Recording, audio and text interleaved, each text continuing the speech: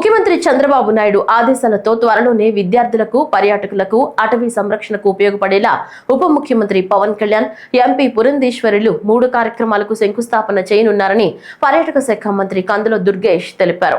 Rajamahendravaram collectorate కార్యాలయంలో వివిధ శాఖలతో జరిగిన సమీక్షా సమావేశంలో మంత్రి కందుల దుర్గేష్ పాల్గొని అఖండ గోదావరి ప్రాజెక్టు శంకుస్థాపనకు సంబంధించి క్షేత్రస్థాయిలో ఏర్పాట్లు, బహిరంగ సభా వేదిక తదితర అంశాలపై పలు సూచనలు చేశారు. ముందుగా అనుకున్న ప్రకారం జూన్ 19వ తేదీన రాష్ట్ర మంత్రివర్గ సమావేశం ఉన్నందున అఖండ గోదావరి ప్రాజెక్టు శంకుస్థాపన కార్యక్రమం తేదీని మరలా ప్రకటిస్తామని తెలిపారు. ఈ సందర్భంగా మాట్లాడుతూ ఉప ముఖ్యమంత్రి పవన్ కళ్యాణ్, ఎంపీ పురంధేశ్వరులు ప్రధానంగా 3 కార్యక్రమాలను ప్రారంభించనున్నారని తెలిపారు. అందులో భాగంగా రాజమహేంద్రవరం రూరల్ నియోజకవర్గం బొమ్మూరులోని సైన్స్ మ్యూజియం ప్రారంభిస్తారని తెలిపారు. రాజానగరం నియోజకవర్గంలో అటవీ అకాడమీకి శంకుస్థాపన చేస్తారని తెలిపారు. ఈ నేపథ్యంలో ఆయా కార్యక్రమాలకు సంబంధించిన ఏర్పాట్లు ఏ విధంగా ఉండాలన్న అంశంపై తాము చర్చించామన్నారు. అంతేకాక ప్రజల్లోకి ఈ అంశాలను తీసుకువెళ్లే అంశాన్ని మాట్లాడామన్నారు.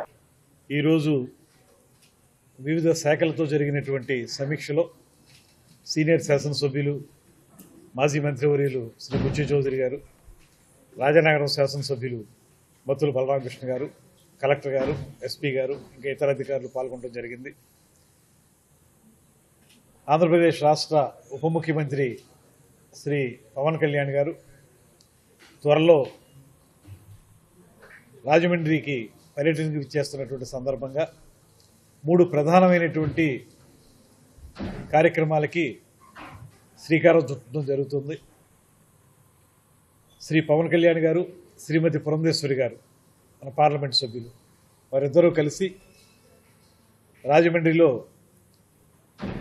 గోదావరి తీర ప్రాంతంలో అఖండ గోదావరి ప్రాజెక్టుకి శంకుస్థాపన చేయటం, అదేవిధంగా బుచ్చే చౌదరి గారు ప్రాతినిధ్యం వహిస్తున్నటువంటి రూరల్ నియోజకవర్గంలో బొమ్మూరు ప్రాంతంలో సైన్స్ మ్యూజియం ప్రారంభించటం, అదేవిధంగా బత్తుల బలరామకృష్ణ గారు ప్రాతినిధ్యం వహిస్తున్నటువంటి రాజనగరం నియోజకవర్గంలో అటవీ అకాడమీని శంకుస్థాపన చేయటం, ఈ కార్యక్రమాలని చేయటానికి ఉప ముఖ్యమంత్రి గారు, పార్లమెంట్ సభ్యులు ఇద్దరు వస్తున్నారు.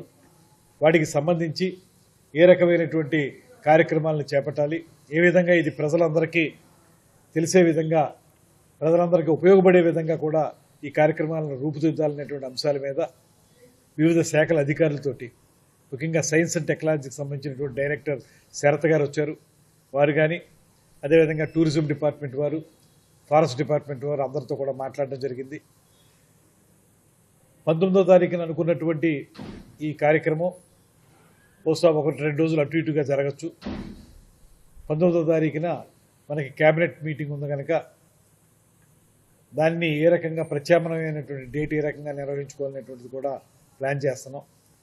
ఏదైనప్పటికీ కూడా విద్యార్థులకి, పర్యాటకులకి, అదేవిధంగా అటవీ సంరక్షణకి ఉపయోగపడేటువంటి బృహత్తరమైనటువంటి కార్యక్రమాలు కనుక వీటిని విజయవంతం చేసుకోవడానికి అధికారులు, రాజకీయ ప్రతినిధులు కలిసి ఏ రకమైనటువంటి ఒక యాక్షన్ ప్లాన్తో ముందుకు వెళ్లాలనేటువంటి దాని మీదే పూర్తి స్థాయిలో చర్చ జరిగింది.